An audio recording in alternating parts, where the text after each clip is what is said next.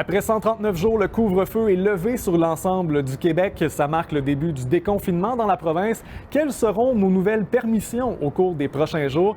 Ici Jean-François Blanchette, voici votre vidéo-journal.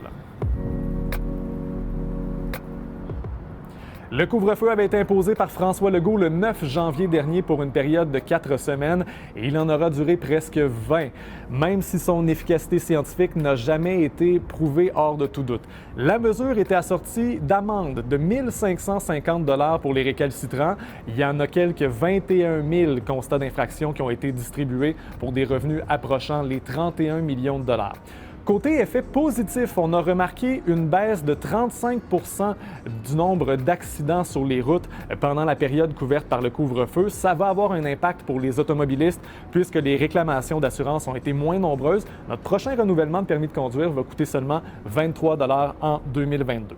Maintenant, les permissions. À compter d'aujourd'hui, les rassemblements extérieurs sont permis pour des groupes de 8 personnes ou les occupants de 2 résidences. Les terrasses de restaurants sont ouvertes, maximum 2 adultes avec des enfants mineurs ou les occupants d'une même résidence. Et les grandes salles intérieures peuvent maintenant accueillir jusqu'à 2500 personnes pourvu qu'elles respectent des zones de 250 spectateurs. D'ailleurs, samedi soir, le Centre Vidéotron va devenir le premier amphithéâtre au Canada à recevoir des spectateurs pour un match de hockey quelques heures avant le match du Canadien.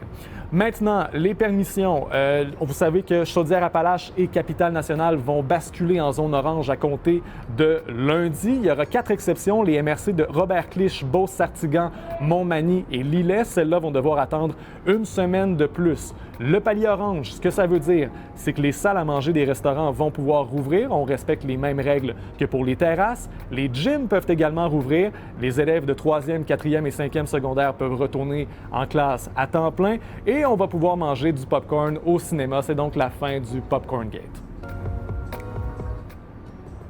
Quant aux prochains assouplissements, ça ira au 14 juin prochain, alors que l'ensemble des régions du Québec ou la majorité des régions vont basculer en zone jaune. On aura amplement l'occasion de s'en reparler d'ici là.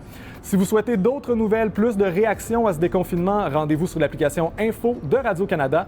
Passez une excellente fin de semaine.